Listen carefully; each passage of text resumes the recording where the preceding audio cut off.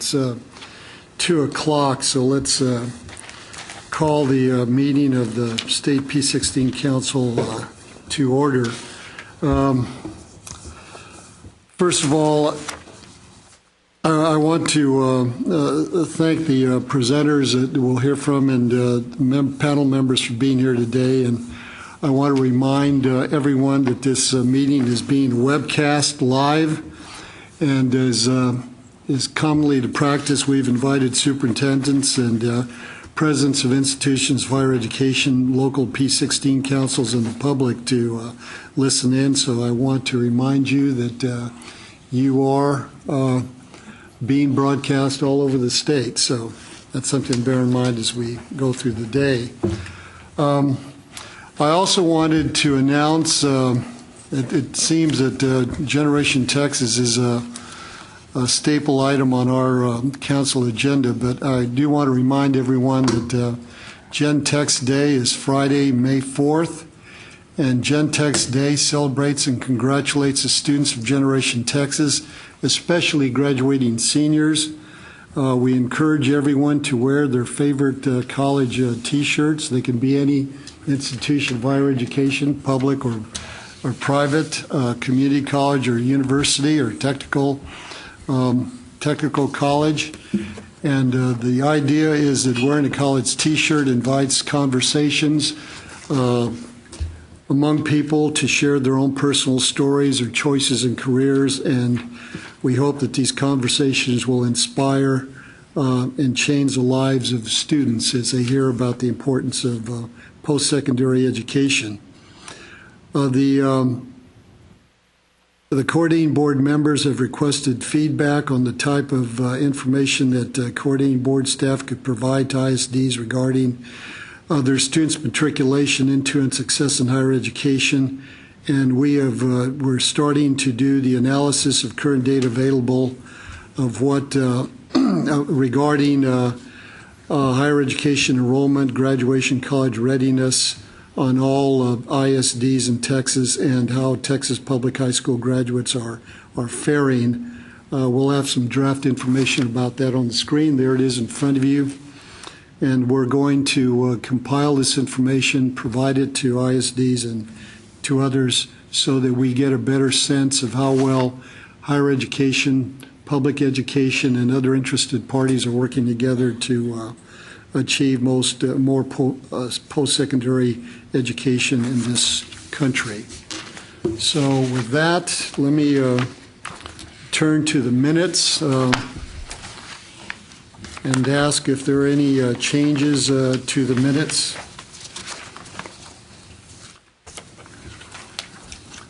Any recommended changes? If not, may I have a motion to adopt the minutes? Move to adopt. Second? Second. All in favor, please say aye. Aye. All opposed? Okay. Let's move on quickly to agenda item 4, which is a presentation regarding college, career, and technology academy preparing high school students for workforce. And the presenter will be a member of the council, Dr. Daniel King. Do I go to that table? Or? No, you could do it from here if you like, and that way you're facing the audience. Well, I'll go ahead and open up with a video. The College Career and Technology Academy is a school with a mission. Help students who have dropped out complete their high school education and get them started on college. In order to enroll at the CCT Academy, eligible students must be residents of the PSA area, 18 to 26 years of age, lack 5 or less high school credits, need 1 or more tax or TOS tests, or both. Before the CCT Academy opened its doors, PSA had a very high dropout rate.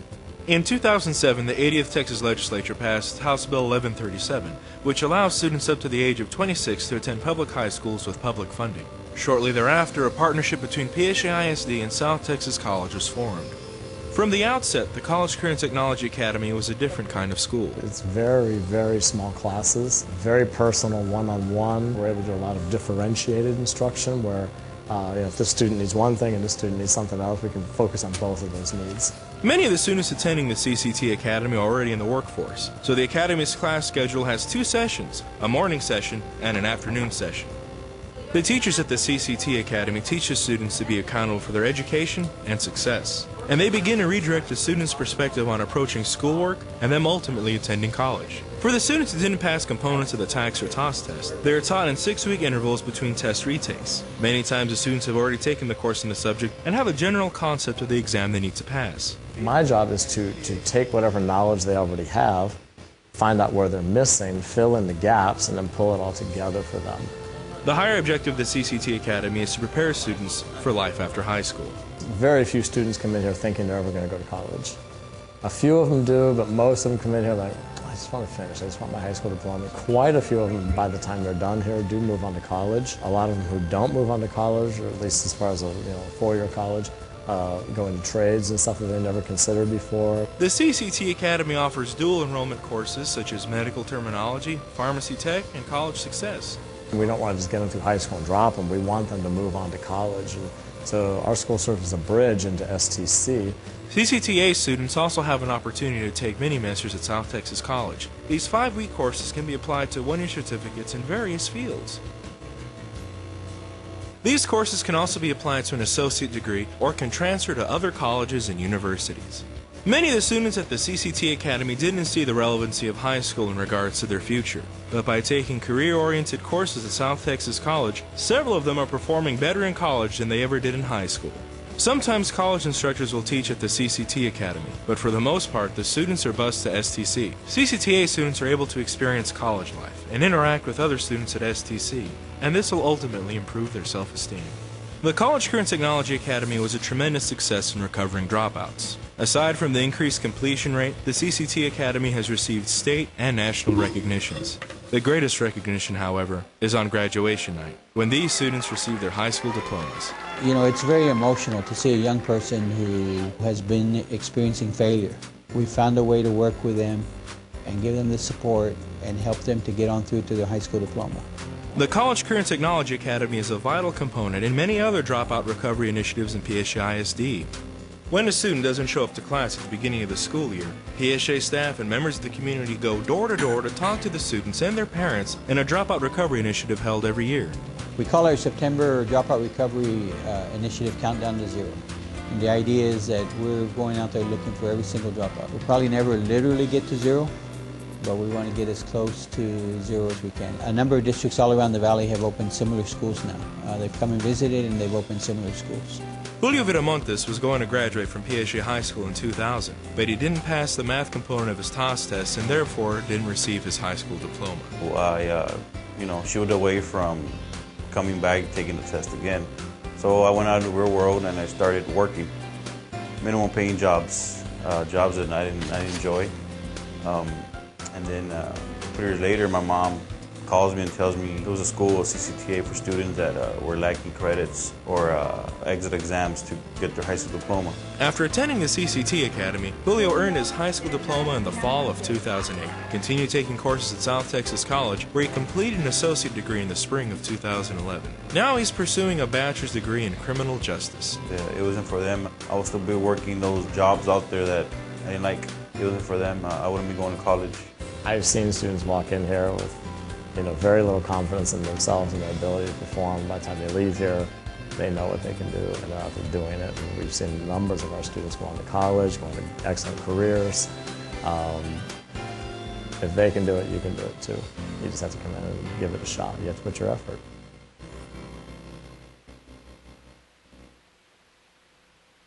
Okay, we'll go on to the PowerPoint then. There in Far San Juan Alamo, a few years ago, in 2007, the dropout rate was about double, almost double the state average. And CCTA, College Career and Technology Academy, was one of two initial things that we started immediately. We opened that campus in about a 5-week time span from coming up with the idea and establishing the partnership and getting that open. And then the other one was Countdown to Zero, which basically involves going out and, of course, finding all the dropouts. So we had to find them, and then we needed a place, especially for the older ones, 18, 21, things like that, a place for them to go. So I'm going to just cover a few pieces of information of the overall impact and then go back and discuss College Career and Technology Academy a little bit. But we look at it, first of all, in PSJ, our initiative or our mission is College Cubed, which is all students college ready, college connected, and college complete, and kind of taking that to the third power. And we've had very, very good results with this. The College Career and Technology Academy, the way we look at it also is as a laboratory campus. So we don't only look at that campus, but we take everything that's working there with the hard-to-serve students and try to embed it back into regular high schools to prevent students from getting to that point. So we work in small group settings. We try to get the best teachers. We set up transition academies inside our regular high schools so that off-track students get rescheduled over with some of the top teachers and try to get them caught back up. We use dual enrollment and career orientation approaches. But on the first, there's a graph there and shows kind of the overall impact on the dropout rates. And you can see in 2007, this is the annual percentage of students dropping out. It was almost double the state average up to 2010. It's pushing down to being close to 1/3 of the state average. The next slide, which I think is really tells a strong story. The subpopulations that all across the state that we struggle with the most, for the most part, that is our students. They're along the border, and you can see there that the gap, which is now a positive gap in PSJ's favor, we have pushed the dropout with limited English proficient students, special education students, economically disadvantaged, Hispanic, and so forth, far below. On the next slide is the 4-year graduation rate, and this one is really one of the most dramatic, I think. The 4-year graduation rate was 62%, which was a failing rate. For federal AYP, it needed to be 70% at the time. Today, it needs to be 75%. In just 3 years, which is the data we have right now, for Farso and Alamo, that went up to 86.7%. Basically climbing pretty consistently 8 percentage points a year. I'm pretty confident that when 2011 data comes out, it's going to be above 90%. So it's now above state and regional average. On the next slide, you can see again the gap on the subpopulations, for example, whereas once PSJ trailed in all of these areas, limited English proficient students now leads the state average by almost 20 percentage points, for example. And so these strategies are working very, very well with hard-to-serve students. The next graph is high school completion rate, 1, and what that measure is, in case so you'll understand, because it can be misunderstood. And what that means is if they didn't graduate in 4 years, where are they at the start of year 5? And so that measure is, do you have them back in school? It's really a continuer measure. And so you saw on the previous slide that 86.7% graduated. You'll see here that 96.8% are on this measure, meaning that 10% additional come back the following fall. And I want to point that out because a big reason for that is the CCTA Academy. So what we do in PSJ now is if they don't graduate on time, the start of year, in fact, if they don't graduate in May of their 4th year, then June 1, they're in College Career and Technology Academy. What we do is move them forward, not have them back in the same high school repeating classes. So we move them forward, give them a college success course, start credit remediation, tax tests, whatever it is that they need. But we put them in a different environment, and we start moving them forward versus, and in that way, although they initially are mourning in the month of June because they didn't walk with their classmates, but we try to refocus them right away on getting them completed and connected to college. And often young people, if they're 19 or 20, they're embarrassed to go back to the high school where, for their 5th or 6th year. And so basically this is an adult setting, and so actually their behavior and everything else is much different. They behave much different around other 18 to 26-year-olds than they do on a campus with 15-year-olds, for example. So we've been able to really leverage House Bill 1137 that was passed in 2007. Senator Juan Hinojosa passed Senate Bill 975 this past session, trying to accelerate this and I think authorizing community college just to take more of a lead role, maybe in areas where the public schools didn't have the capacity or whatever. We call it Back on Track to College. It's, like I said, it's a partnership. Yeah, we call it Back on Track to College. It's a partnership between us and the college. Our motto is that they can go to college, and go ahead and proceed. I think 2 more slides. That one, and then the next one. And so we really push. This is our message to the students that don't finish in 4 years. Because they didn't finish in 4 years, doesn't mean that it's the end. And we talk with them about college and the different options. So it can be the 4-year, like Julio ultimately, although that's not what he was thinking at first. It can be an associate degree. It can be an industry certification. So we're putting together welding academies and different things like that. And then what we're trying to do initially, what we found is that we were very, very successful at getting them the diploma. When we transitioned them over to worked on transitioning them over to the community college after graduation, the success was not as much, and not where we wanted it. We've added transition counselors.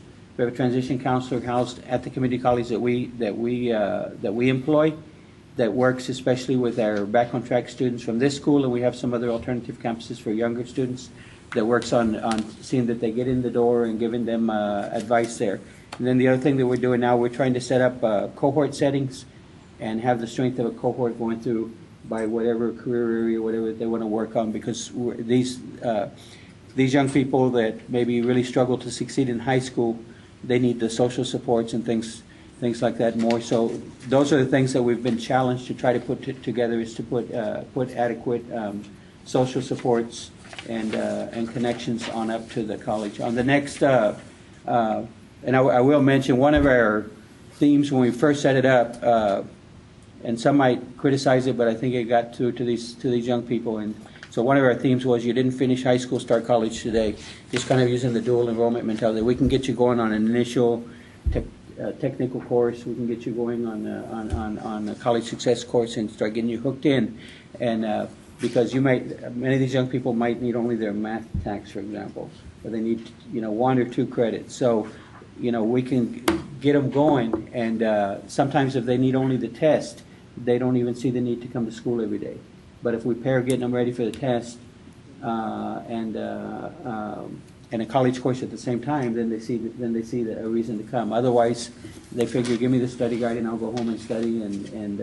But if they were not very successful in regular school, probably studying on their own is not going to be a successful route. So we use these strategies to try to keep them, connected, because once we lose the connection, then it's, then it becomes difficult. But we focus on getting them connected to college, getting them career ready. We work on the college-going culture there with them. We work on the rigor of instruction, on them developing learning strategies, and we have a lot of partnerships with South Texas College, Jobs for the Future, Workforce Solutions, and others. On the next slide is kind of it's not really sequential the way it shows it there, but the things that we work on, we provide a college readiness mentorship period for those and give them some mentoring support. We use the dual enrollment approach. We have workshops for them. One of the first things when they get there is find out what their career interests are, what their aptitudes are, and all of those things, and start counseling them in those directions. We do some unique things. We align this campus.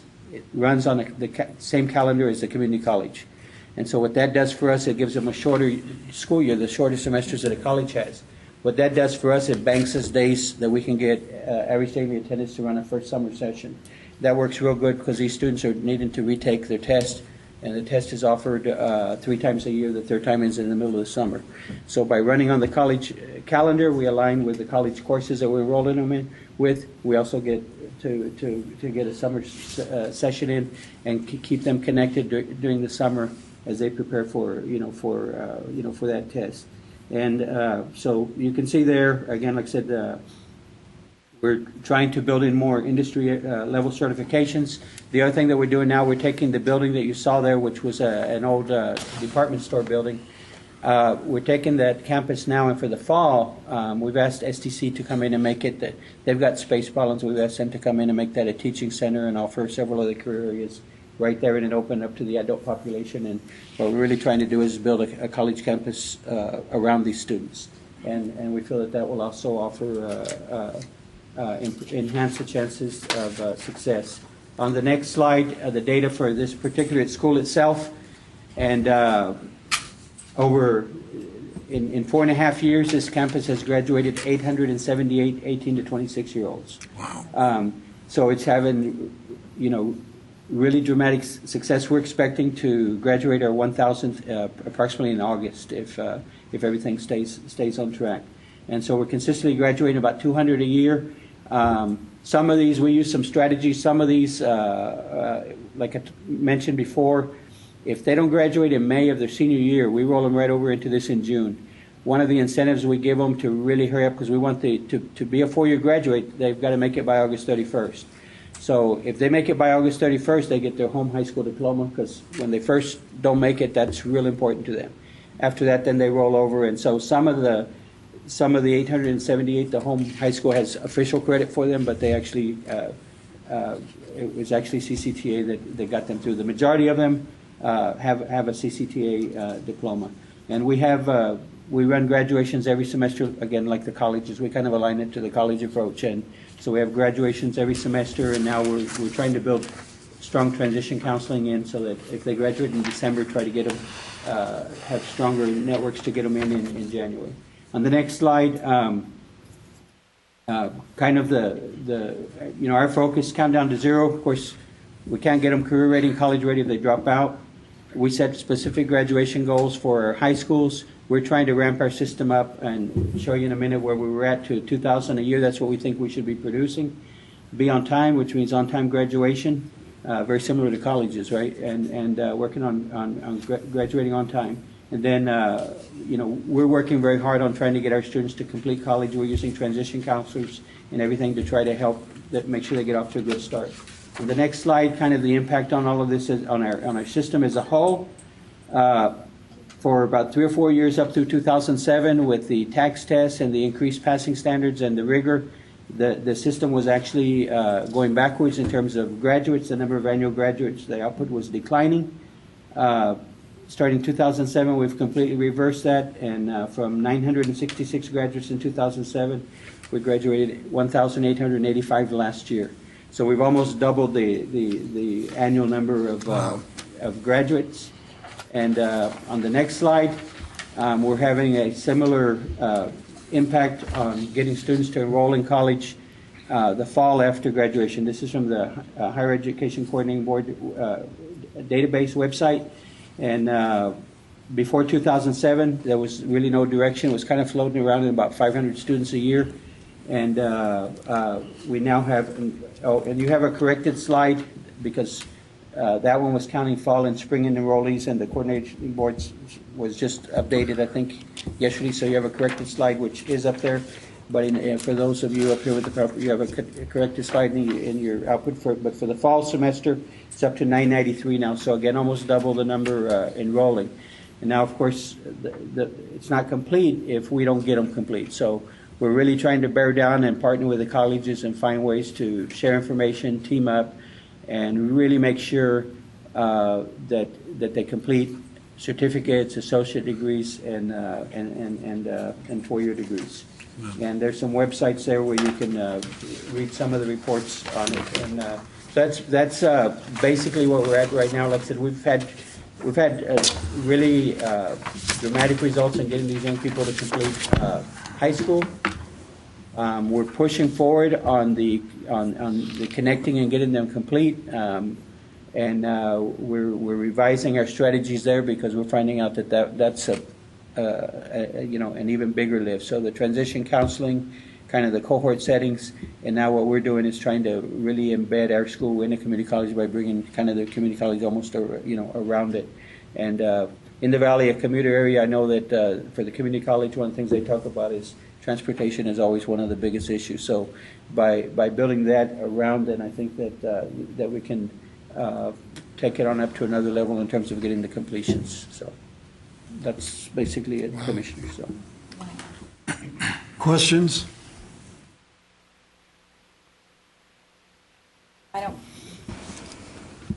I don't know that I have a question, but I just have to say that, I mean, this is just so impressive. And one of the things that, you know, I've been struggling with, and Dr. Paredes, you and I have talked about how to, you know, how can we do a better job, this council, of engaging children and kids and students with disabilities. And I just think, Dr. King, that a lot of things that you're doing in your area are, you know, strategies and supports that support a population of kids that have either been hard to serve or, you know, that need extra supports, or that haven't, you know, traditionally seen themselves as going to college. And so I think that, you know, there's a lot that we can learn from you. And you and I were just talking before the meeting started. We have a really exciting initiative that we just launched in Hidalgo County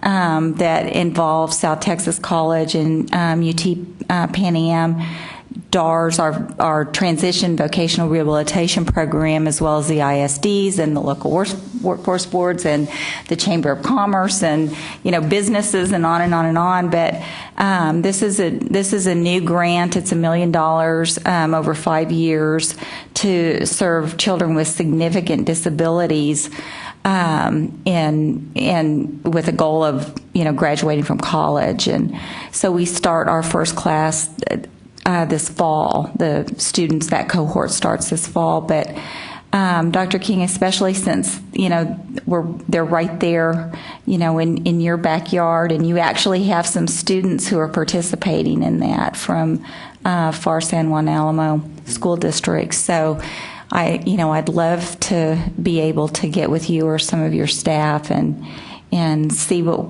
you know, some things that we can learn from something that you've obviously been very, very successful at. The way we can work together. Well, it sounds to me like there might be some things, Deborah, that you all can do in your agency to make sure that the students who may have dropped out or may have had academic difficulty because their disabilities hadn't been appropriately addressed, and that capturing those students who've dropped out or in danger of dropping out might be a portion of this activity that you could help make sure is appropriately addressed. Absolutely. You know, I think that,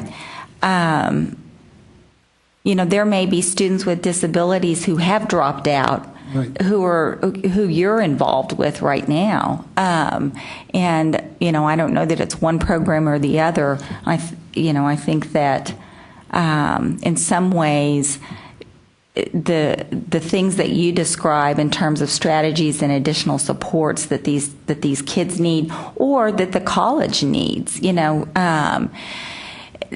are really one and the same. So I think that I'd love to see if some of our kids were involved in your program. You know, it's not one or the other, certainly. But let's talk further and see if there's some ways that we can help you with your finding those students who have dropped out, getting to zero. That would be good. Yeah. Dr. King, I likewise would like to commend you for what looks to me like tremendous success. And whenever we have a project like this that is very successful, it's good to learn so other communities can share from that experience. But were there any major barriers at the local level, at the state level, that were impediments to you moving forward? And do you have any examples of other communities that are learning from your experience that'll be hopefully replicating that type of success? As far as barriers, I think with the passage of House Bill 1137, that enabled, and I do want to mention, I think the slide said, and I didn't mention, out of the 878, almost 200 of them were the 21 plus. So you know, a good bulk of them, I guess 2/3, 3/4 of them were 18 to 21. But as far as barriers from the state or anything, you know, there were not. In fact, I think what the state has done here is really a national model with that legislation.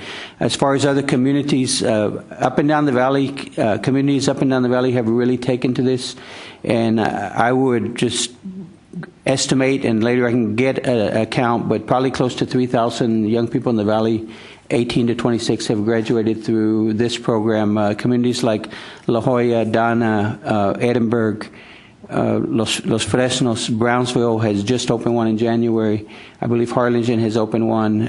Even small schools, Mr. Garcia is in the audience, Superintendent Lavilla, a 1A school, and they've opened one with about 30 students. And so it's spreading up and down the valley. A number of districts around the state have come and visit. Most of the large city districts, urban districts have come and visited. Some of them have begun to start something. But so it is, it is spreading around, and it does have a lot of potential. With the upcoming, again, every few years in the state, it's good. We increase the demands and the rigor, and so we're going to STAR.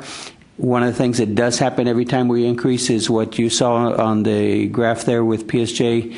Kind of happens statewide. It might be offset sometimes by growth at the state level, but there tends to be an increase in the number of students that make it to their senior year but don't get through because of exit exams or higher demand coursework. So this can come in and and backfill, especially those first years to it, because the young people that come up through the system may be under one set of expectations and get to high school about the time it's changing dramatically. Often it's the system's fault, whether it's the school district or the overall system. It's our responsibility that those students are not ready.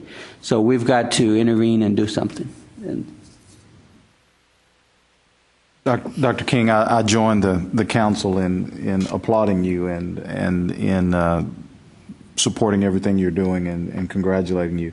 A question I have is, have you thought about or dealt with a situation where you have students who want to use this path as a planned path as opposed to one where they've run into difficulty? And again, if we could apply all of the necessary rigor, would that be an option, or is that something that you've thought about? We have not had that. That was a concern that some brought up initially, but actually, as you saw there, actually our on-time completion rate has gone up every year. So I don't see it having that effect.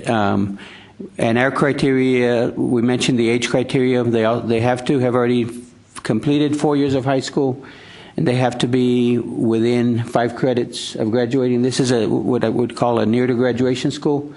There's, if they're younger, further away from graduation, we have other alternatives. If they're over 21 and they don't have any credits, then probably a GD program is a better. There's other programs that are probably more suited. We're not suited at this time or designed in this setting for someone that is nowhere near close in this particular setting. So at this time we haven't found that. We've had a case of 1 or 2 students that a waiver has been made for, but other than that, no. Any other questions? I have a question. You talked a little bit about some of the funding sources, but what does it cost to mount this academy, and what funding sources do you have for the program? The primary funding source is just regular student revenue from the state. Generates weighted average daily attendance funding through House Bill 1137. The same as any other student. They qualify for some of the special programs funding. Some programs eligibility ends at age 21. So some of the additional federal funds and things like that. But it runs. It's a no frills. Campus. It runs. It runs cost effectively, and we are able to operate it within the revenue that it generates. Any other questions or comments? Well, first of all, I'm very pleased that school districts from around the state are coming to see how this academy works and setting up similar activities in their communities. I think we should probably ask you to provide, or we can develop a summary of the program, a description that includes some of the PowerPoint slides that you used, and post on our website and make sure that it's accessible to people from all over the state, because this should be a program that every community has. Mm-hmm. Well, once again, thank you for your extraordinary work. Let's move on to agenda item 5, and this is a presentation regarding how Partners for Post-Secondary Success and the Amarillo Initiative plans to improve post-secondary credentials and living wage employment. And Dr. Russell Lowry Hart, Vice President of Academic Affairs of Amarillo College, will present. Thank you for coming. Well, it's a pleasure to be here. It's a pleasure not only representing the college, but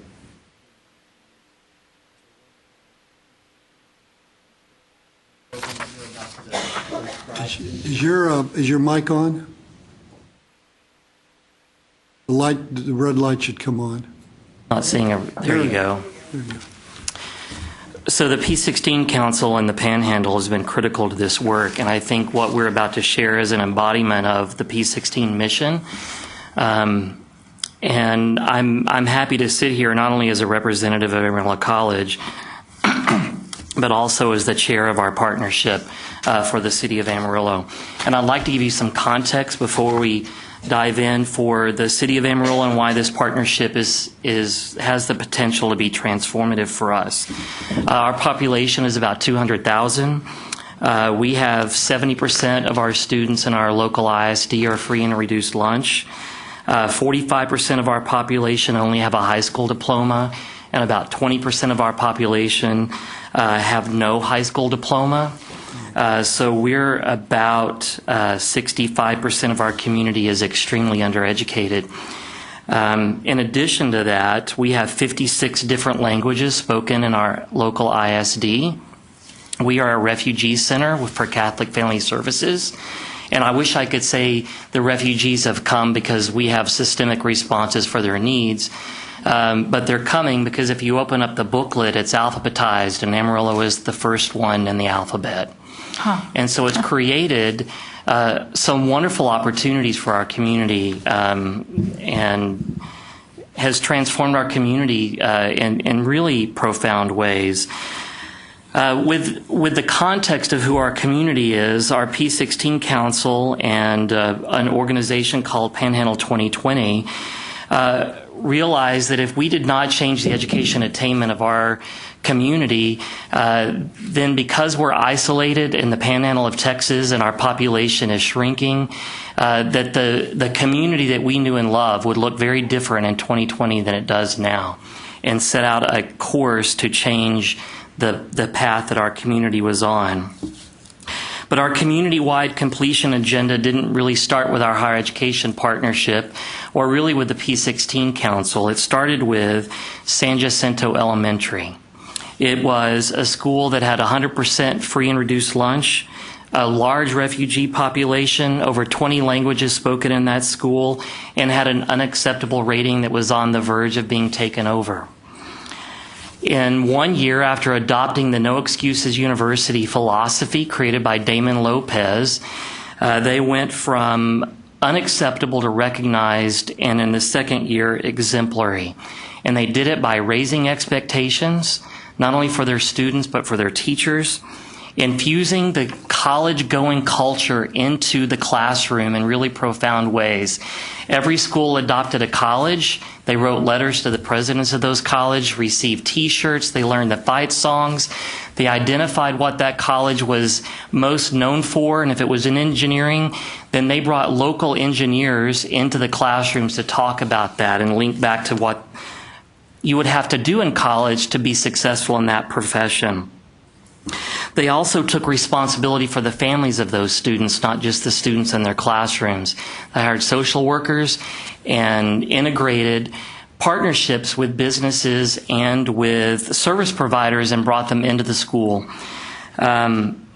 As a result of the profound change that No Excuses brought to San Jacinto Elementary, our community really became enthralled with the concept and are now the epicenter for the No Excuses movement. We have 11 schools that are No Excuses schools certified by Damon Lopez. The first middle school, the first high school, and now with Amarillo College, the first higher ed partner to become No Excuses schools.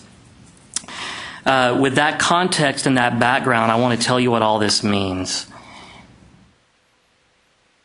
And I didn't want to tell you that quickly. As a part of our process, we became grantees for the Bill and Melinda Gates Foundation. We received $1.3 million to plan for community transformation and then start to implement it. And it is the Partners for Post-Secondary Success Initiative. We're one of 4 cities nationwide. Those cities include Brownsville in Texas, Raleigh and Charlotte in North Carolina. The partnership is about integrating workforce and education together to create community-wide impact.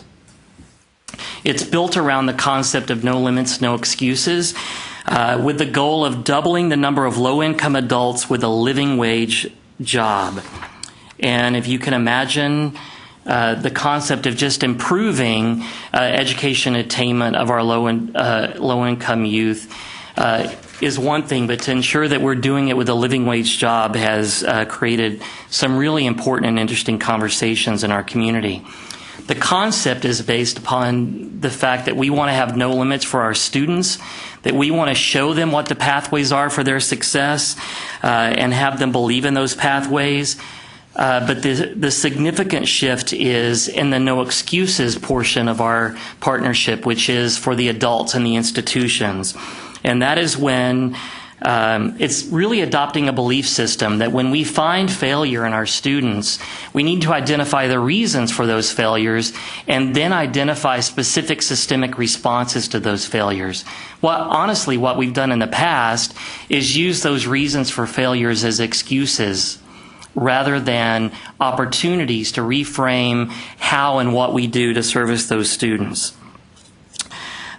So our theory of change that we were charged by the Gates Foundation to create is that if we remove barriers and we identify unique partnerships and leverage our resources together, that we can integrate our efforts, align our curriculum, and improve our services. But the key is to removing barriers in different ways than we've done before, and to take responsibility for our students' success. As an academician, when a student isn't successful academically, my initial gut reaction is there has to be an academic intervention response. And what we found in our community, as I think we probably would find across the state, is that in our student success framework, and I think you might have this as a handout as well, that looks like this, what we found is that philosophy of finding an academic intervention had been well ingrained. If you were to, we did an inventory of all of the resources and all of the services and interventions that we had enacted in our community.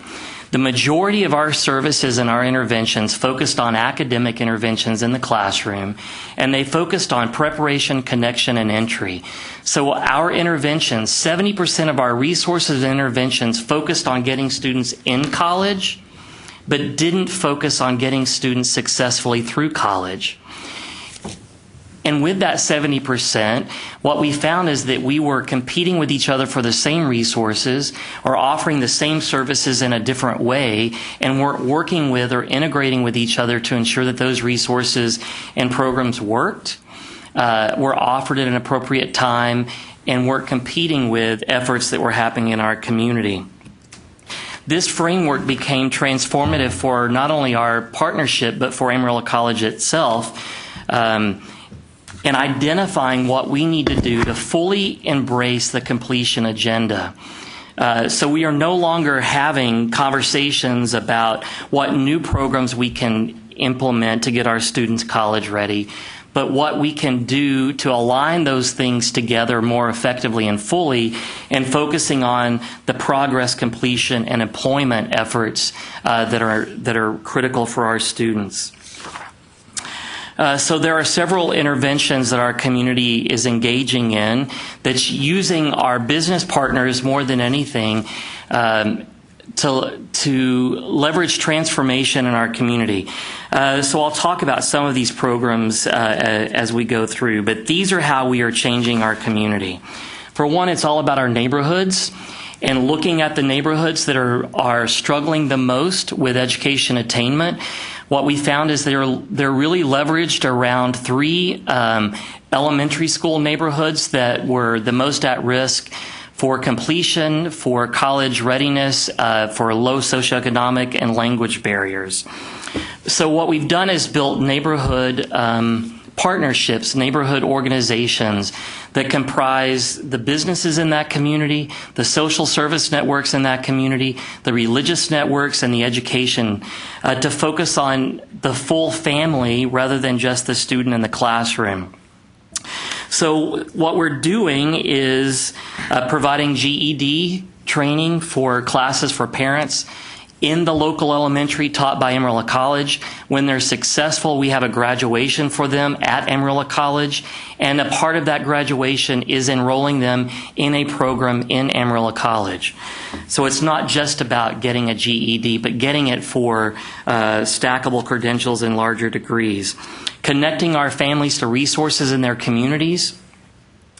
Leveraging the higher education partnerships that we have within the community, rather than having opportunities and invitations from our higher ed partners to those families to come to our campus. We're going to them in their neighborhoods, in their churches, and partnering with them to build accountability and to create a pathway and a plan that we put in writing for each family for what every person in that family has to do to be successful in getting their education. One of the critical elements of that has been understanding poverty, not for our families in poverty, but for those of us that are working with them. And we've learned that there's a big difference between generational poverty and transitional poverty. Almost 70% of our AISD students are on free and reduced lunch. At Amarillo College, 65% of our students are full Pell eligible, and those are of the students that have applied. Because we have a large refugee and a large migrant population, a lot of our students aren't applying for Pell, and we think that our poverty numbers are actually greater than that.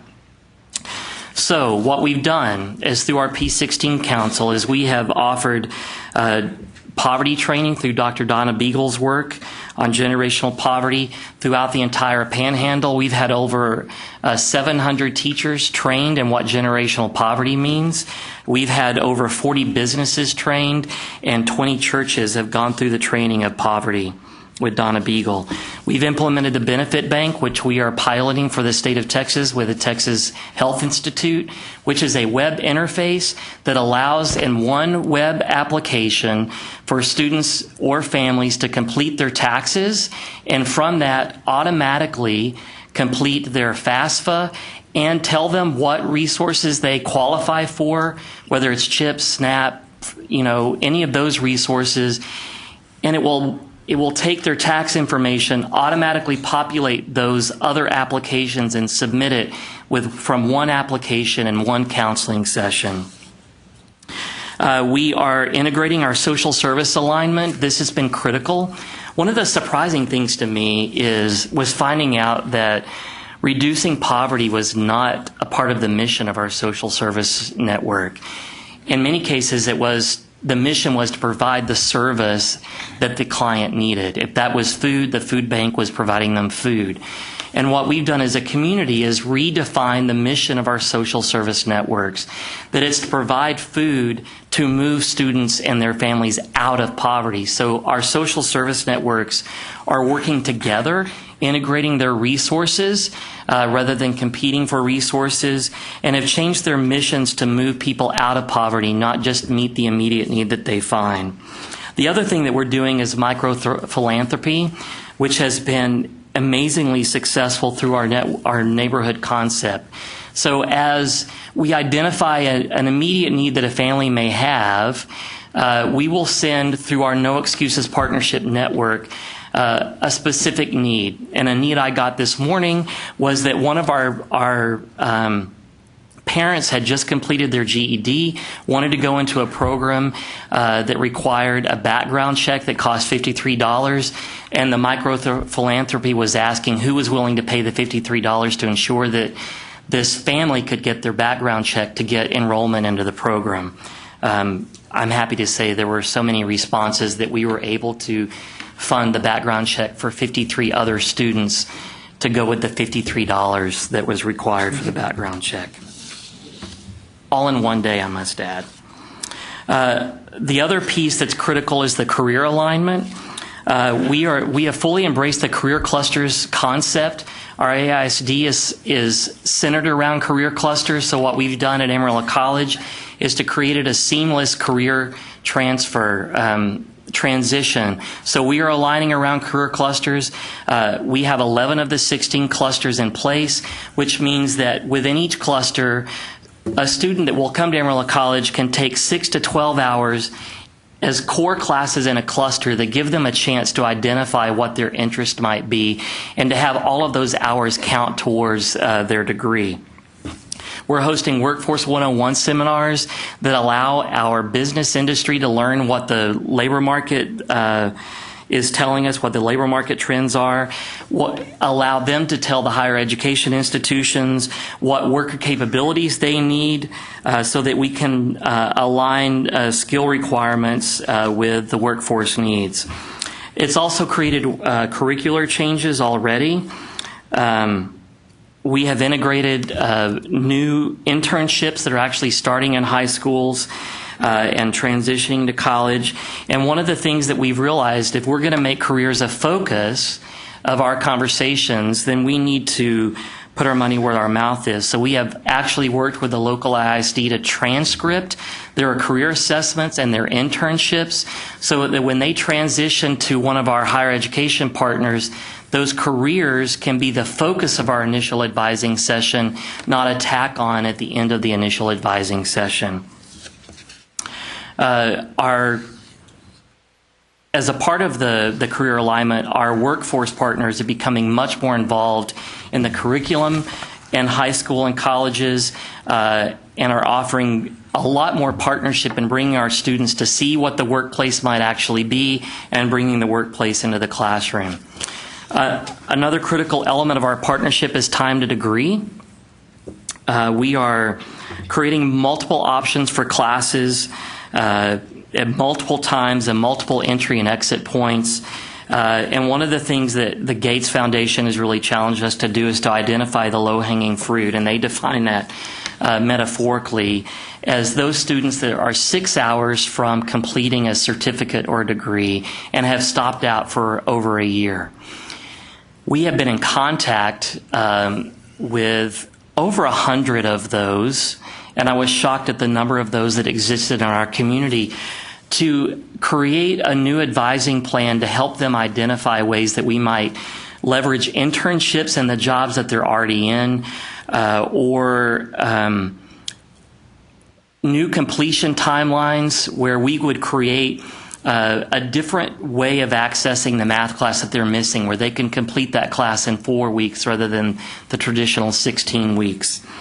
The industry is helping us revise the curriculum. One of the things that we were really frustrated with in higher education is, especially in our technical programs, is that before the student would complete, the industry was hiring them. And lo and behold, what we realized in higher education is if the industry is hiring them, maybe the curriculum needs to reflect what industry is saying, not what our higher education experts were to say. So we have revised our curriculum to align with the industry needs, and an example would be utility power workers. We were requiring a full 2 years, and the industry said we really only needed a year. So we've created a new certificate that meets industry need, and then are offering associate degrees and then transfer opportunities for those students if they continue. Another element is the Know Before You Enroll campaign. What we have found is that our students are being victimized by proprietary schools. And so we have started with our business partners in the industries doing a Know Before You Enroll campaign based upon what New York City has created. And I know we don't often like to base what we're doing on New York, but in this case, it's been effective and are helping students understand what questions they need to ask. And what we found in our focus group research is that students were enrolling in those proprietary schools knowing that it was going to cost them more because they could get out sooner. And they were getting out sooner, but they weren't getting out with a degree or certificate that was useful for them to find employment. What we've got to do in higher education and what we're doing in this partnership is to taking that knowledge that they need to get out sooner and finding faster ways for them to complete their degrees and certificates. An element that you might be familiar with is the P-16 Council College Readiness Alignment. We've had alignment meetings in all of the core curriculum areas that have produced really significant results. For one, all of our teachers in math and public ed and higher ed took the AccuPlacer. The results of that were shocking for them and for us. And what we found is that there were real issues in process more than content. In public education, we were using graphing calculators to teach certain concepts and that was specific to the tax, but the AccuPlacer wouldn't allow graphing calculators to be leveraged in the same way. So the students were being taught one system to be successful in high school, and for college placement, we were demanding a different process to evaluate that skill set. So we are working to align those elements. The key driver for the transformation has been the foundation of partnerships. Through this P-16 Council, our businesses have a new invigorated ownership of what's happening in our P-16 education partnerships, and our education partners have a newfound respect for and understanding of ways that we can leverage careers and workforce partners to really change the education attainment in our community, which is critical. So more than anything, what we've learned is that it is all about the partnership. It's about integrating our efforts, leveraging our resources, aligning our services, communicating the needs that we have in our community, and becoming a part of each other's processes. So whereas before, I think an example of this was part of the Gates partnership, Amarillo College has created a career center. We didn't have one before. Before this partnership, we would have started the career center. We would have looked at other higher education partners and what they were doing and created something very similar to it, ignoring the resources that existed in our own community. So what we've done now as a result of this partnership has creating a career center and leveraging leadership for it, but Workforce Solutions, who are the experts in career advising and identifying workforce needs in the community, they are now officing on our campus in our career center rather than having our students go into the community. It was a win-win for both Workforce Solutions, for Amarillo College students, and for our workforce partners who are now finding ways to identify workers that they weren't being able to communicate with and target before. I fully expect that in 2 years, I will be sitting in this same table sharing with you graphs that show that this new partnership and this new way of working has transformed the education attainment levels in Amarillo and will be a model for the rest of the state. Wow. Questions, comments? Quick question. Thank you again for your presentation. One item that we've had some discussion on is the interlink between education and health. And I sit here because I represent the state health department. Have you had conversations with your local health department, are they part of this, and what role are they playing? They're a big part of it, and because one of the things that we've identified as a barrier for our students are the health crises that they themselves are experiencing or their families are experiencing. And what we would have done before is to use that as an excuse. Well, they didn't complete because their family was having health crisis. Now, because of these partnerships, we're finding ways to intervene before the crisis happens, but when it happens, not to allow that to create a stop out. I think we're in the very beginning of how we can leverage these partnerships to address that particular issue. But we've identified health, transportation, and childcare as the three biggest barriers to our student success. So a lot of the partnerships that we're working on are around childcare, health, and transportation.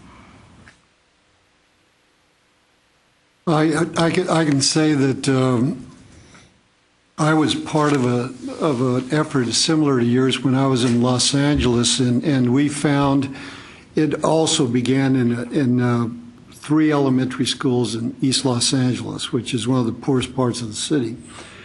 And we found that, particularly for kindergarten children, that most of them had not had a checkup since they're probably about 1 year old. We found that a lot of the children had serious dental problems, which affected their nutrition and consequently their ability to learn. We found out that a large percentage of children had never had an eye exam, and consequently, they needed glasses and they couldn't learn because they couldn't see clearly.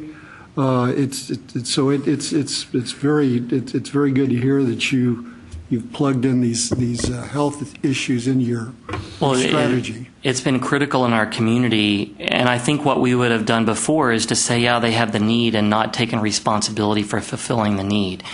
And now, even though I may be an educator and not a health expert, I have partnerships that can help me connect students and their families to resources in our community, and that's been critical, is the connection of resources. And also helping us understand that just because a family is in poverty does not mean they understand or know about the resources that are available to people in poverty. And that's been a really huge misconception. We have a lot of resources in our community, but we weren't connecting them to the people that could actually use them. And that's been a critical piece of our neighborhood concept. Right. Yeah, John?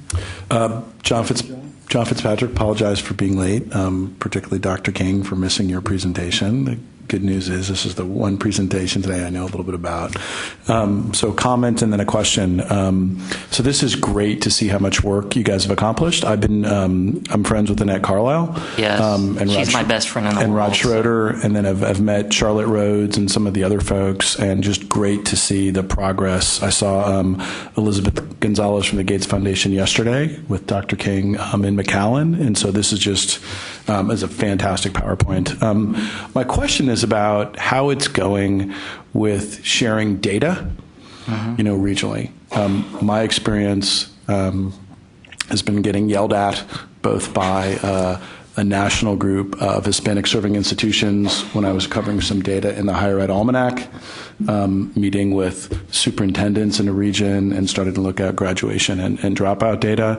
And so, just my experience doing this regionally and doing this statewide, when you start showing people data, whether it's K-12, whether it's higher ed, it shocks them. And if it's the leaders of the institutions that you're showing the data about, they get upset. And I know some of your superintendents and just some of the folks in the region. So I'm just curious as to how it's going as you're sharing all this different data, and particularly if you're doing any comparison, and looking at this among multiple higher ed institutions or multiple school districts. It's a great question, and we could have this conversation for the next 3 hours because it's so critical and important. And of course, Amarillo we're such a great community. We have none of the sharing issues that you've referenced. Shangri-La on the plains. Data sharing has been one of the most difficult issues that we've had to overcome. So I'll tell you how we have overcome it and where we are in the process of overcoming it. So one of the requirements of the grant that we got was that we created a community report card. We, for 9 months as a partnership, debated what elements needed to be in that report card that were most relevant to the community. And really what it boiled down to is what data points were going to embarrass us and what data points weren't. And who was going to be compared to who and what and how. As a partnership, we believe that that public accountability is critical. But we didn't want to leverage the data in such a way that the community would turn against what we were trying to do rather than see it as a context for understanding what we were trying to do. So the handout that you have, the Student Success Continuum, has become the foundation for our report card. So we have success data that is general to students in our community along each one of these continuums in the Student Success Framework. We have 2 report cards. We have a community report card that is more general. It's shocking, but it's general. And then we have a partnership report card that is much more detailed and specific to each institution. Our goal is over the next 3 years that partnership report card become the community report card. But for the health of the partnership and, frankly, for the health of the community, we are using this community report card in a more general fashion to start the conversation with our community about what the critical issues are. And then as we educate them about the critical issues, each year we'll provide more detailed information in the community report card that will be closer to what we're already looking at as a partnership. So my experience so far is that K-12 leaders may not be happy about the comparative data, but they're more used to it. Yeah. And that for both community college and regional 4-year leaders, it's a brand new thing to see their completion and graduation rates in any sort of public fashion, much less to see, different institutions in the same region compared. The other reflection I would say that, and we're working with a bunch of sort of collective impact regional initiatives. One of the more interesting one I've seen is in Dallas, a group called Commit, and they didn't do it for higher ed, they just did it for K through 12, but they had all the comparisons on like graduation and dropout rates, but they also showed 2 other things that I think were helpful. One was they showed the percentage of SES. Yeah. So you could see, obviously Highland Park and Dallas are pretty significantly different, but then they had another column where they showed one significant positive data outlier. So for each district, there was one data snapshot, there was one piece of information that showed them being above the average, and so everyone, was sort of good at something, and not like Lake Wobegon, everyone's average. But I mean, I just think, like Dallas and Highland Park, pretty different. Going to be some pretty different comparison rates, but for Dallas to see, and I don't remember what it was, percentage of Hispanics taking AP, but I think it was valuable for them to see one thing that they were outperforming. So that's really reflection. Helpful advice. The data element has been critical, really, for our partnership to be real with each other, and had really in-depth conversations about what completion rates mean for a community college versus a higher ed. We've got that in a community report card, and it doesn't say West Texas A&M and NAC, but we are the only community college university in our partnership. So anybody can link those back to Amarillo College and West Texas A&M, and it's produced some really great conversations in our community about what the difference is between a community college and a university. But it puts a lot of onus on the partnership to educate our community about what the baseline data is and why that baseline data is as it is and how we compare to the rest of the state. And in some cases, we compare favorably, and that concerns us because when you look at some of our data, it's abysmal, but it may be average with the state, and we didn't want that complacency that might produce as well. The other thing that I've seen in different parts of the states, is when you have what has been a predominantly Anglo leadership, that is now dealing with a rapidly growing sometimes Hispanic and African American, usually in my experience Hispanic, even showing, what the K-8 enrollment numbers look like. Yeah. Shocks people who live in the community who don't have kids in school, and it helps them understand what sort of the ticking time bomb is. You're exactly right. If we don't improve Hispanic achievement rates. Which is really what was the foundation for launching this community-wide partnership. We looked at the data through Annette and the work that Annette and I did with 2020. Right.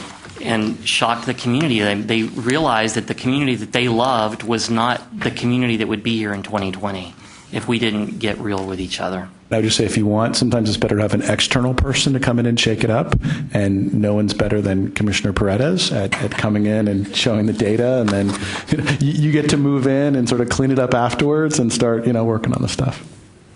Thanks for volunteering me, John. I'll go with them. Well, it occurred to me that maybe one thing you all could do at Amarillo and kind of round out all your efforts is to create an academy like the one that Daddy has done in South Texas. It sounds like it would fit in very nicely with... Oh, you're exactly right. And one of the things with the time to degree stuff that we're working on, we've already been basing some of our planning off of the academy that you've created and trying to leverage that academy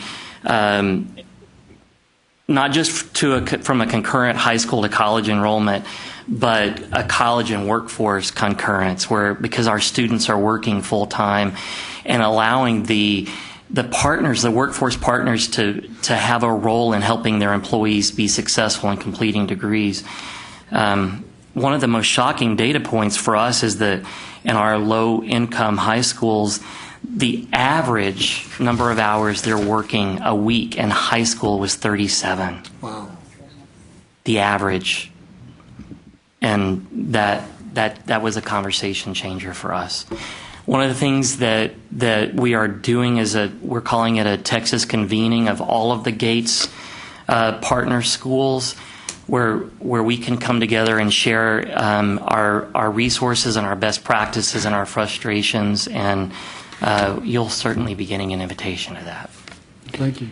That was very comprehensive, and I want to thank you. And two things. One, if I'm not mistaken, several years ago, I think that your committee was one of the first ones to call and get information on the academy. Mm-hmm. And in looking at this presentation, I see a need for reverse learning too. So I think meeting of minds and joining of ideas, I think we can learn from each other. And that'd Definitely. be great, so. Thank you, Dr. King. Well, Russell, I'd like to point out to you that this is, I think, about 2 years ago, we had some representatives from Amarillo College here to talk about their math emporium. Yes. And the extraordinary work you were doing in developmental math at Amarillo College. And here you are today talking about another wonderful project. And we are going to recognize one of your faculty members who won a National Teacher of the Year award. So there are a lot of good things going on in Amarillo. Definitely are. Congratulations. Thank you very much. Thank you. Well, as all of you know, one of the theme of the State P-16 Council for this year is to align the educational pipeline to align it with workforce needs. And these two projects we've been highlighting today are a way of showing how that can be achieved. We know that we've got some significant challenges and joblessness around the state, and obviously the educational system has to respond as immediately and as effectively as possible. Our next presentation is by another member of our council, Dr. Greg Williams, the president of Odessa College, who's going to be joined by his colleague, Dr. Ken Turnstall, Vice President of Instruction, to talk about some of the short-term training courses that provide entry-level workforce positions. And Clint, if you don't mind, we'd appreciate your comments on how you think these activities seem to be working.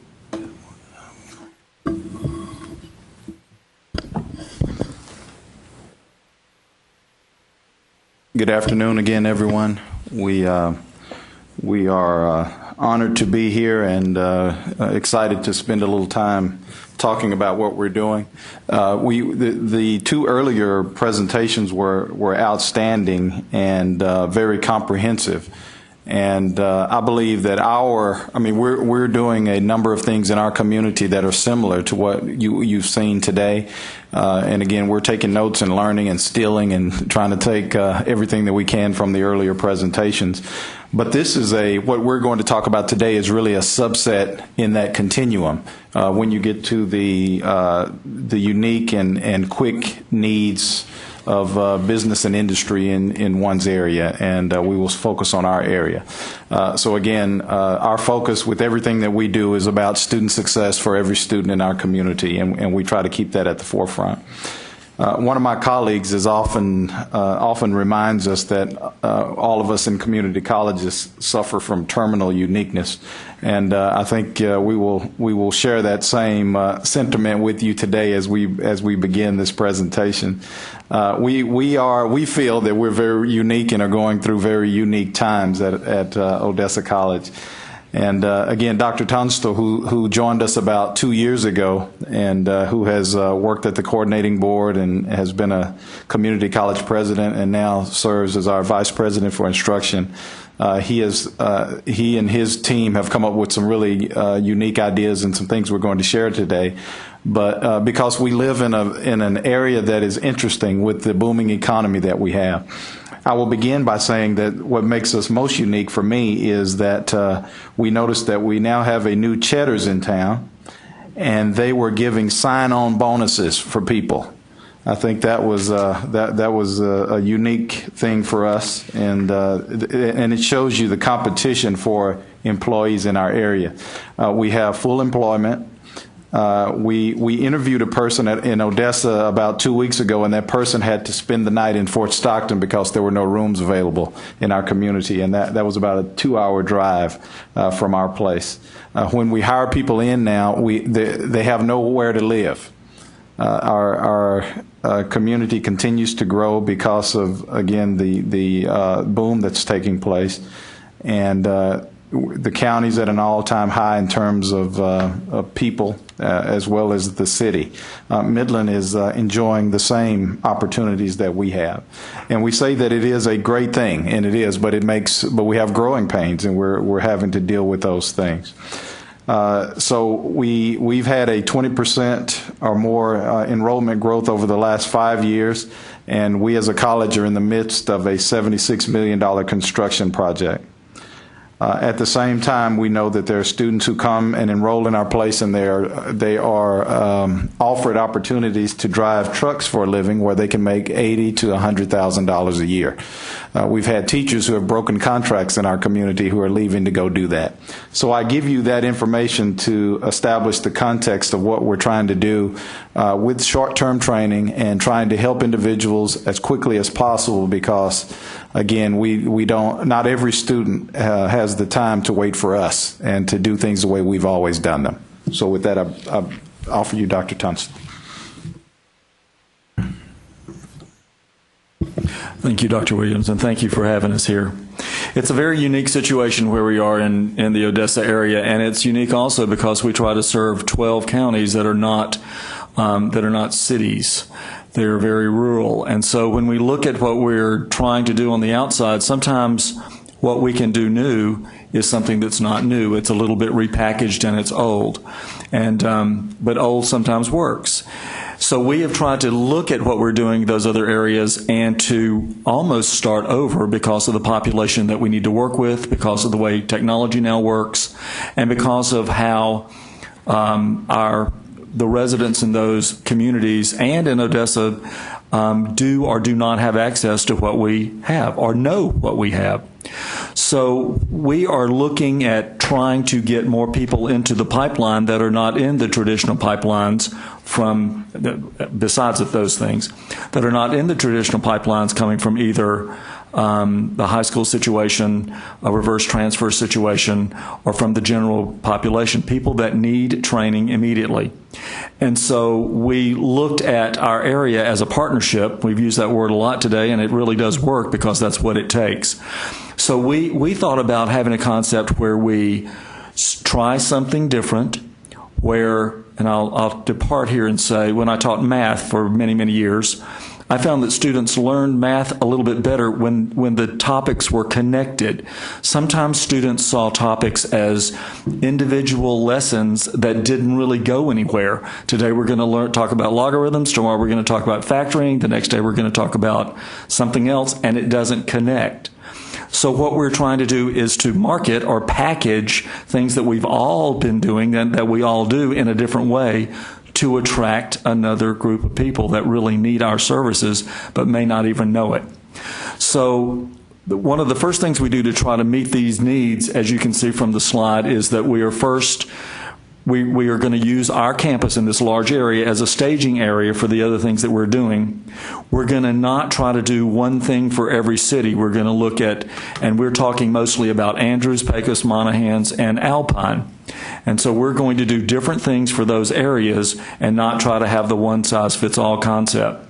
We're also going to try to embrace the new initiatives that are in developmental ed, along with trying to get our ABE GED students as our new students of the future and actually have somewhere for them to go.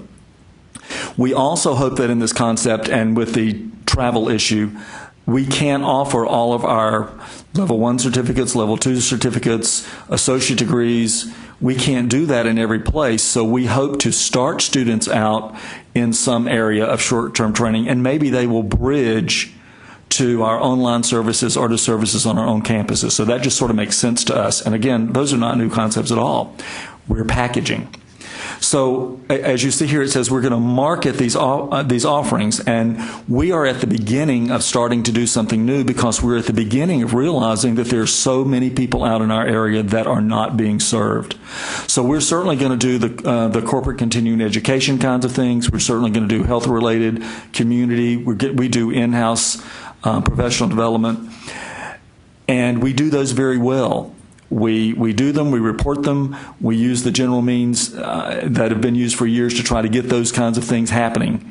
However, what we have not done is take advantage of some of the local certificate kind of opportunities that we've had. And that's basically what we're going to start to do new, and we hope to come back in a couple of years and report about our successes.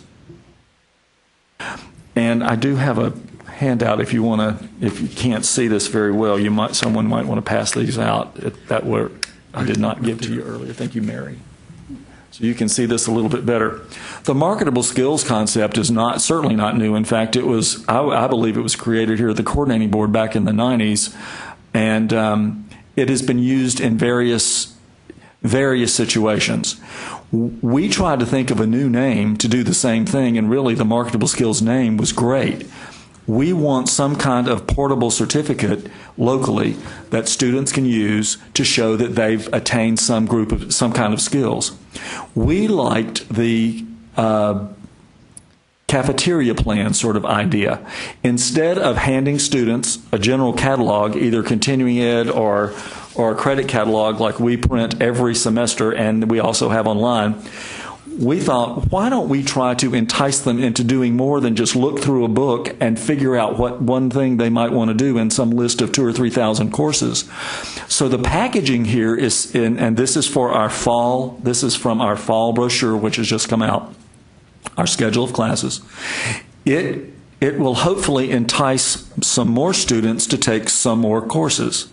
So if you look at the three areas here, we have the opportunity that if students, instead of taking one course and moving on, if they take 3 classes from the red group, 2 classes from the blue group, and then 1 of the group of classes from the green part, we will give them a marketable skills certificate locally. And hopefully this will lead more than just a little extra training to help them get a new job, a little extra training to help them get a better job, or a little extra training to help them do something better in the job that they have. We hope this will spur them on to actually seeing that they have a path that hopefully will lead into some of our other existing pipelines. It's a very simple idea. We weren't here today to say, here's some great plan that we've come up with that no one's ever seen before, but it's a way that we take something old and use it for a need that we have now that we have not had before. So this has not been tested yet. It's our new concept for the fall. But we do believe that it will give students a way to see somewhere to go instead of just take a class here or there. You heard Dr. Williams talk about the challenges that we have in terms of the economy. Great economy, not too great for necessarily going to school. We would certainly like to access. We would certainly like for workers who are working 14 hours a day to access online courses or come to our campuses, but that doesn't happen easily. Maybe we can entice them with a group of courses instead of just after you've worked 14 hours a day, go home and get online and try to take a course. We just don't see that happening. So, but I do want to talk to you about some of the rules of thumb that we have, because it really focuses on this partnership concept that we talked about today. When we go into these communities, we treat our communities as partnerships, and we get partnership participation from them. The rules of thumb, when we are somewhere besides the online courses, we need a place to do what we do. That's what they have to provide or has to be provided. Sometimes we're lucky and we can provide those things. Sometimes they'll provide them for us. We need to know what to offer. We don't build it and they will come. They are obligated to help us decide what their community needs, and then we can act on that in a much better way. We also obligate them to help us get students there. It's not enough to tell us, please come to our community and offer classes. We need a place to do it. We need to know what's needed. Then they need to be in on that decision. And also they need to help us get students there when they've made that decision for their community. We try to plan in terms of a fiscal situation to at least break even. We could try to do this to make a lot of money. We could try to do this to at least offer the services for nothing and lose money. But we try to at least break even when we work these partnerships in these other communities. We also intend to, and already have in many cases, provided surgical marketing. We use traditional media. We use online methodology. We also print flyers and put them under windshield wipers at churches when we need to do that in some of these communities, and you wouldn't believe how that sometimes helps us. Radio spots are great. Sometimes traditional media does not work in these rural areas also. We also are going to and have been incorporating mobile equipment and flexible scheduling. We have purchased equipment that is mobile, trainers for HVAC, electrical, plumbing. We have some trailers, and we will be doing 4 weeks of training, sometimes which is scheduled, sometimes in Andrews. 2 weeks later, we'll start that same training in Monahans. 4 weeks later, we'll start that same training in Alpine, and so on. So we make good use of resources by not investing in equipment for each of those different places. It really does work out in our area. We also use resident talent. We don't pay for people to go from our main campus out to teach at other places. We use online resources, and we also use the people that are good to go in those areas. You'd be surprised the talent that we have out in those other communities that we can develop. It's great. We also never promise more than we can deliver, because that's sort of the kiss of death, and if they don't believe in you, they're not going to come, and they're not going to continue to come. We have used some of these techniques without this marketing plan over the past couple of years, and you can see that our contact hours starting back in 2009 have gradually gone up. We expect this area of our college to be a superstar area in the next 2 or 3 years. There is huge potential out in our rural communities. We need to give them better access. We need to help them get online. We need to show them how to get online. And if they have to come to our centers out there to learn how to use technology, we'll help them do that also. If you'll go back to that graph. Sure. What's interesting about that graph is that when you see the 11Q1, that work was done with 3 of our 4 full-time people having left the college. So we had to, Dr. Tunstall and his group had to do a lot of hit and miss work, but you can see that with the new strategies that we were employing, that we were still able to serve more people there, even though we didn't have the professional staff that we would have wanted. We filled all those positions now, so we expect to do amazing things. Thank you. And so for the last slide, we just decided we would list some of the basic things just to show these are not programs that you would find just at Odessa College. They're everywhere. It's all about access and marketing to get more people to get into the pipeline. Questions?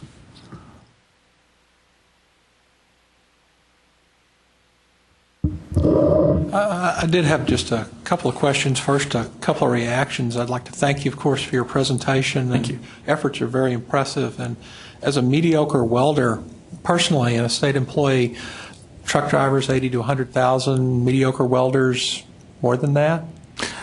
Probably. I can't stand the heat now. Probably a little less than that. I would say okay. 50 to 60,000 in our area. Okay. It's an interesting phenomenon. It's great to hear about the economic opportunities in West Texas, and there's parallel activity going on in Eagle Ford Shale in South Texas, and those economic circumstances, of course, are a challenge for the employers who are trying to find the right folks for the skills, with the skills for the businesses. At the same time, it seems like you've got a tremendous opportunity to bring people in. Is your mic on? Yeah, it is. Maybe I need to speak up a little bit. There we go. To bring in folks who had perhaps been unemployed, not employed at as high a level as they might be able to be. You mentioned GED, folks needing GED, ABE, et cetera. So it's a tremendous opportunity to fulfill the employer needs and also for the local population. I noticed that you do include some corporate training.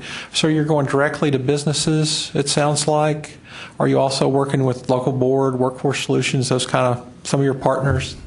The usual suspects? Absolutely. This presentation is about sort of that we surgically cut out this part to tell you about about the short-term training. Yeah. But we work with the Permian Basin Workforce Board tremendously. We have 2 groups, especially on campus right now. We have Lariat and Halliburton, which are oil field services. They are on our campus 7 days a week. Sometimes we can't have our own meetings because they're taking up our meeting space. They're meeting in auditorium. They're meeting everywhere. So we have such a great need. We can't even meet all the corporate needs because we don't have the space to house them. So we're at that point where if we go out and try to get really too many corporate groups to come in, we don't even have space for them. So we're having to do work training at their offices wherever we can. Got it. I'm curious. So we're just scratching the surface of some of those things at this point. Some of our folks in our skills development program have been working in South Texas and had done some tours. Are you actually on site, like at least what they call them in South Texas are the man camps? The hotels are full. There's trailer parks full of guys. Are you all trying to use, like Halliburton might have a facility you're using? Or are you out in a... We haven't gotten to that point. We have the trailer parks, the makeshift trailer parks, and we have the proposed and coming man camps. So we're about to get to that point. Amazing. But we haven't gone out to those places to set up our shop. But but they are working with us on our campus there. But we do have the largest service area in Texas. Yeah. So we're having to go out. That's what Dr. Tunstall was talking about, with us having to go and take things to others outside of Odessa Midland. Odessa Midland is where that boom is taking place primarily, but then the other parts of our service area are requiring and wanting more services as well.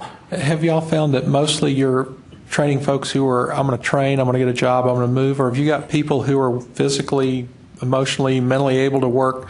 I'm going to work a 12-hour day, and I'm going to take a class, and they're working long, like 7, 14, 21 days on.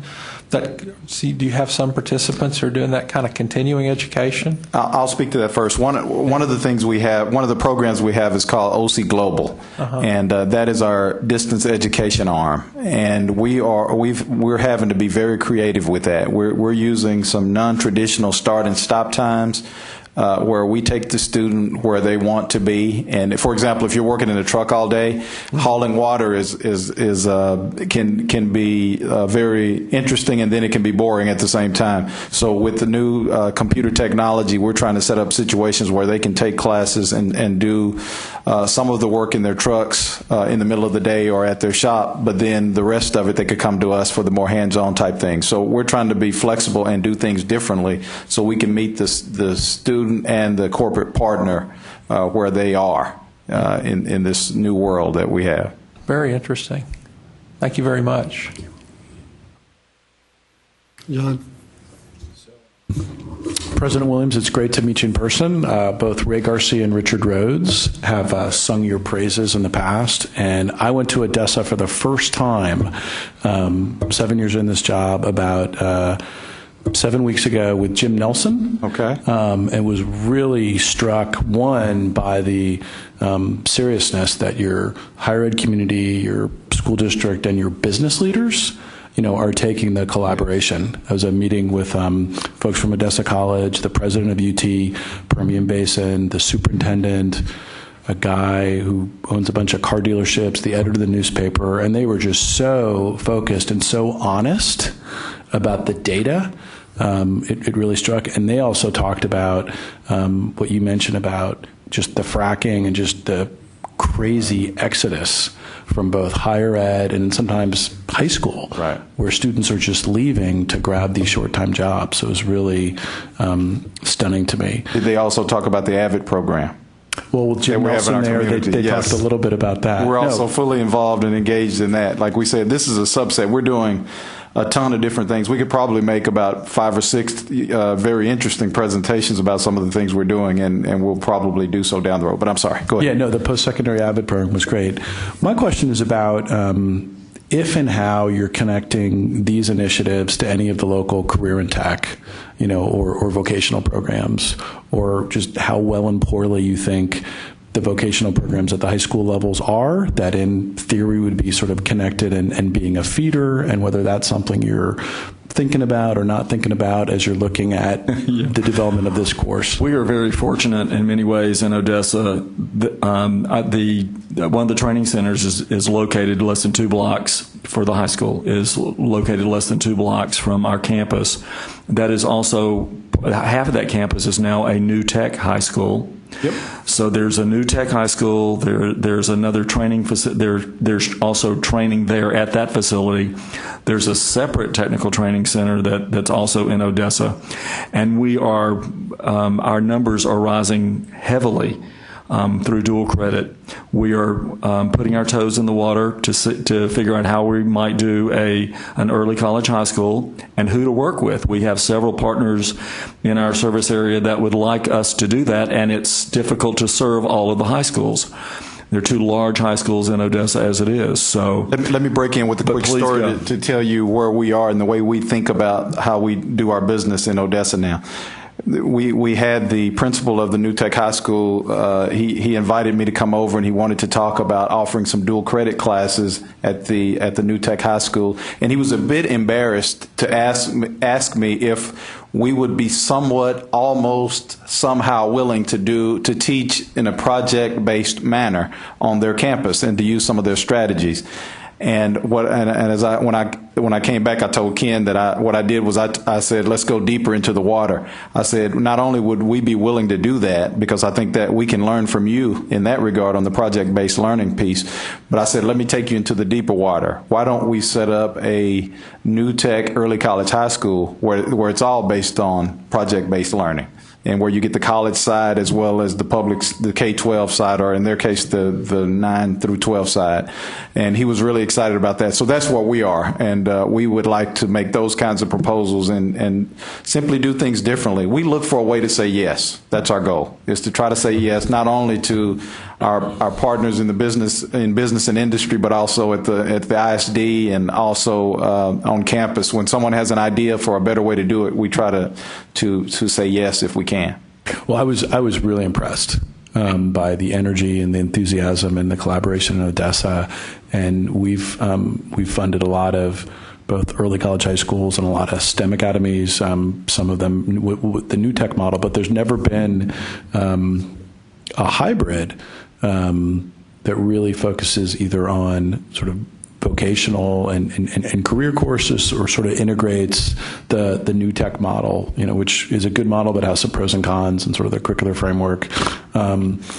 The other thing is, I just think with all the stuff that you guys are doing anyway, you guys could be a hub in the same way we've seen like El Paso Community College in South Texas, where they have the same problem. They've got a bunch of districts, small, urban, rural, suburban, and what we found was actually using the community college as the hub for both broad dual credit and sort of rifle shot early college programs. I mean, Danny has forgotten more about how this works at STC, but that would be a great conversation to have with you guys, and I think you've just got a terrific opportunity based on what I saw with the community college, the four-year regional university, the school district, and the business leaders all being on the same page and being pretty far advanced in terms of being honest about the data and the dropouts and the graduation and completion rates, and that was really impressive.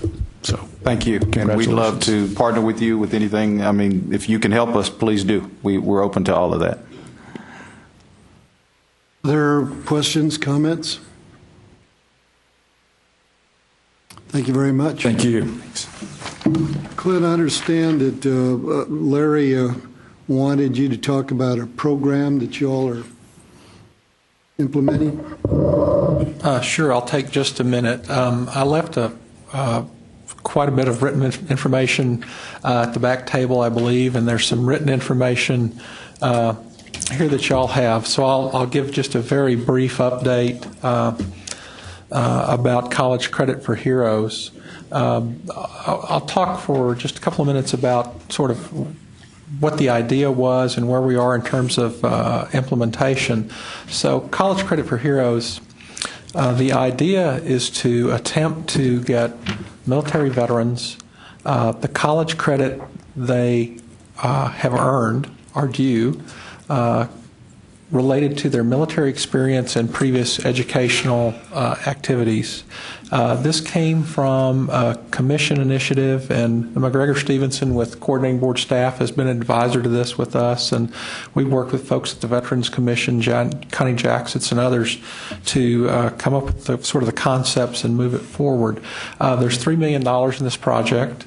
Governor Perry announced it I guess it was spring of 11, very early spring, and then there was legislation passed by Senator Leticia Van de Putte, Senate Bill 1736, which the governor then signed, that basically outlined our responsibilities for this program.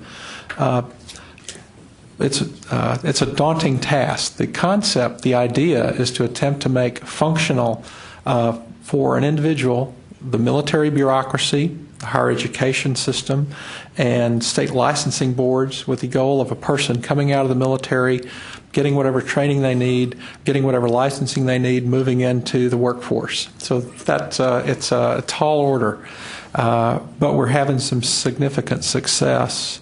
The sort of the lynch. So we've got 7 community colleges participating. $3 million in contracts that started last year and are running this year into this fall. The linchpin is something that Central Texas College is doing, which is developing a web-based application and database for veterans to input their transcripts, their military employment, and come up with an informal evaluation of their credit.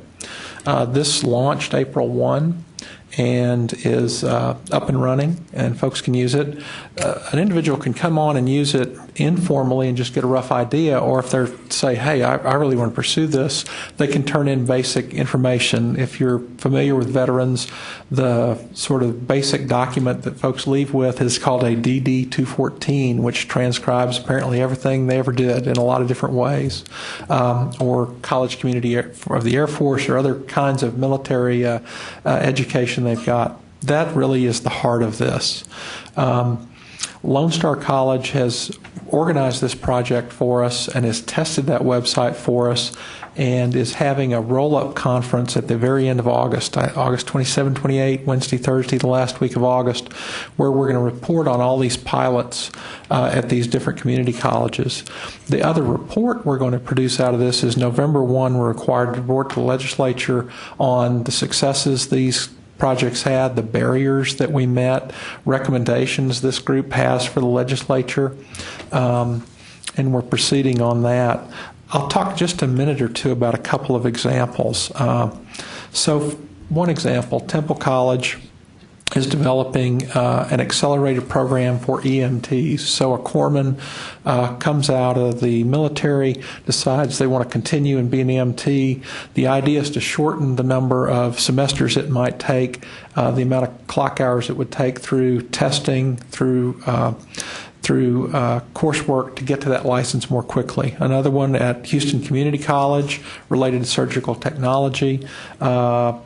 Let's see, we've got another one at Alamo College related to nursing. So a couple of the pilots are systemic. Central Texas College is about the whole system. Some of the pilots are about specific careers and curriculum and pathways. Well, let me mention, I guess, one other event coming up next week, although I think it's about sold out. San Jacinto College is looking at allied health careers and where these programs are, what the barriers to them are, what ideas, suggestions people in that area have for making this more functional for veterans. That's next Thursday down at San Jacinto College, and one of the letters I handed out has contact information. The fellow organizing is very diligent and said, well, I only have about 10 or 15 spots, so if you're interested, I'd contact him, and I think that could be useful. So with that, that's a quick overview of the project. There's written material all over the place, and I'd be glad to answer any questions you might have. Well, this is an exciting project. I can tell you at the coordinating board, we've been promoting the concept of giving individuals interested in acquiring some sort of college credential credit for life experience. We've been working with community colleges to see if we could create academic credit for work that's actually being done. For example, we hear from a lot of community colleges that their jobs, or there's so many vacant jobs in particular fields that students leave to fill those jobs before they finish their certificates or credentials in community college. And community colleges, the data would suggest that the students are simply dropouts, and that's not exactly an accurate representation of what's happened. So anything that aligns educational credit, anything that aligns educational credit with actual experience and accelerates the time to a credential or a degree is something we very much support. It gets students into the workforce more quickly. It reduces the cost of education. So we applaud you. Any way we can help, let us know. Thank you. Yeah. Been very helpful so far. Yeah. I have a question. You have here the current participating colleges. Is this like a pilot period, and then what's the timeline for rolling out around the state and so forth? Well, the 7 colleges are participating in the pilot. We've got a couple of conferences, one on healthcare related issues next week, sort of a big roll-up conference at the end of August with Lone Star. Then this group with us are required to report to the legislature on how this went in November. Our idea was that this ought to be piloted in the college, with the colleges, by the colleges, with us supporting it, providing staff support, money, et cetera, and for them to stand up and say to the other community colleges and universities, this worked, this didn't. And I think that report will provide some best practices for community college, and we'll certainly release that. Senator Vandepute's interim committee is charged with reports on this. There perhaps might be legislation they would pursue come next session related to these kind of issues. So I think it's going to come up with some really good best practices, examples that community colleges and universities might want to pursue. The other entities, some of our staff were very worried. We started this and we're on campuses and we're interviewing people and there's all these thousands of veterans showing up and this is popping up sort of endemically on campuses and everybody's got a committee and everybody's trying. My staff was very worried. I said, no, this means we're working on the right thing. If there's a wave of this on campuses and an effort and a real push, sort of ground level swell to do this. Texas A&M System's a leader in this. Texas State is leading in this. So it's bottom up. One quick question. Do the participating colleges have to sign up in order to do this work, or or do we start doing the work and tell you we're doing it, or how would that work? One thing we're trying to do is just get information in the hands of the different community colleges. One of our staff members is going to set up basically regional meetings we'll probably, because we can get them for free, use the workforce board sites and invite community colleges from that area to have, for example, the Central Texas College folks come in and say, poof, here's how the website works. This is how an individual would pop it up and what they would see, primarily in an academic setting for colleges to become comfortable with how was the evaluation done, what credit are they receiving, what would they articulate, what would they take, but also to look for parallel kind of programs you might want to do. So glad to do that, and I'll make sure we're in touch with you when we're trying to set those up. So okay, thank you. We were looking at data at the coordinating board just the other day that showed that the number of students attending higher education in Texas on the GI Bill is doubled. Yes, in the past 2 years. It's gigantic. It's incredible. So we really welcome this program, and we'll make sure that we distribute information about it, but this is obviously something that's very important to the state. John? Two questions, and just to echo the comments. This looks like a terrific initiative, and I'm impressed by the cross-section of colleges that are involved. The first is, it looks like healthcare is a major focus, and I was just wondering if you could talk a little bit about, was that based on local workforce needs? Was that the recommendation of the community college? Was that the request of the military? How did you land on, looks like a primary focus on healthcare? We started with employment opportunity. Where was a place where we knew we had significant needs in Texas, significant opportunities in Texas, and you had a lot of veterans coming out because of the recent combat experience. You'd had this huge bulge in the military and folks now being separated who'd had training, medics, corpsmen, nurses, surgical technologists, every phlebotomist, everything in the world. So that was sort of workforce driven as a place to start. And then the second question is, are you interested in opportunities for sort of leverage and matching funds for this? Yes. I could never say no to matching funds. Yes. Well, the commission allocated those funds, that $3 million, and the programs are up and running. At this point, I don't know of any plans that we're going to have follow-on funding. So I think, if there are other funding sources, if there's other opportunities, So two ideas for you. One, short-term for the next year. Mm-hmm. The second is more long-term and may not be viable given your comment about the uncertainty of the long-term funds. And Commissioner Paredes is smarter, and his team are smarter than this than I am, but there's the Raymond's team is going to have $8 million for the Commissioner Paredes and the coordinating board, $8 million for the T-STEM Challenge Scholarship Fund. Huh. That's going to be looking for STEM students, and I believe some versions of healthcare included, to go into community college approved STEM programs, and there's a internship job requirement, and I think the regs just came out. and Texas Guaranteed provided the money. The coordinating board is going to be running it. But for these, whatever, half dozen colleges, like that's an early, quick. Interesting. And I think particularly for, like, I know the folks at Lee and Lone Star and San Jack, like their ability to turn around and I think put in a really good quality match.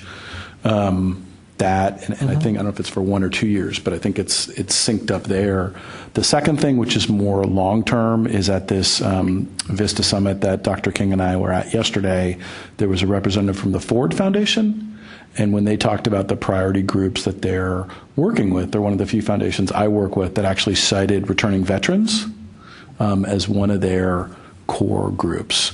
Their focus in Texas, I think, is likely to be in the Rio Grande Valley as opposed to Houston. But I think we'll know in the next, 6 months or something. So if you do decide to do this in other parts of the state, I think, and again, Christian Paredes knows a lot about the Ford Foundation. I think that might be another idea. And most of the foundations we work with love having a public match. Interesting. Yeah. Helpful. Very good. Any other questions or comments? Well, let's, I know some of you have to leave right around 4 o'clock, so we'll keep this last agenda item short, which is the discussion of potential legislative agenda items related to workforce and the educational pipeline. I'd mentioned this when I became chair of the council some time ago, that one of the things I'd like for us to do is to think about legislation that we might propose that would help make more coherent the work that we represent in our different organizations, that would improve educational attainment in Texas and lead to a better economic environment. Let me give you an example of what I was thinking about, with the idea that at our next meeting we'll spend some time among council members talking about potential legislative recommendations. In fact, this came out of some comments I made before the teaching commission that Educate Texas was involved in establishing. And in talking about teacher preparation issues, I made the comment that one of the reasons we haven't made as much progress in promoting our state college and career readiness standards is we simply don't have enough teachers in Texas who can teach up to those standards. And I made the comment that it seemed to me that one of the areas in which Educate Texas, TEA, and the coordinating board, as well as selected institutional partners, could work on was training a larger cadre of teachers who actually could teach up to those standards. And I even talked about developing a process where teachers could be certified to teach up to the level of rigor that's implicit in the college and career readiness standards. And I made that comment, and Senator Shapiro thought it was a very good idea. And subsequently, I talked to Chairman Eisler of the House Education Committee, and in fact, he told me that he would like to see us working on such a piece of legislation, and he would sponsor it in the House. So this is a great opportunity for us to work on something through the P-16 Council among various members of the council, and I think it could really significantly improve educational attainment in Texas. And that's an example of the kind of legislative proposal that I would like to see emanate from this council. So at our next meeting, I strongly encourage you to come to the meeting with some ideas about how your agency could work with other representatives on this council to promote educational attainment and workforce development with a specific focus on your particular areas at this council. I would like to see the idea of these college readiness and career academies proliferate all around the state. I know there's been some movement in that area, but we need to move much more quickly on that kind of model. So that's the kind of thing that that I would like for us to begin to think about developing partnerships between community colleges and high school. We have end of course exams beginning to replace the tax system. There's a provision in there for students doing some remediation, short-term remediation, the last year of high school. There's no reason why that remediation can't include something related to workforce. There's no reason that chambers of commerce and the Texas Association of Business could get involved in promoting particular kinds of courses and so forth in a way that would help us achieve our goals. So please come to the next meeting prepared to talk about some of these critical issues. Do we have any closing comments? If not, I'll entertain a motion for adjournment. So moved. Second. Seconded? Good. All in favor? Aye. We're done. Thank you.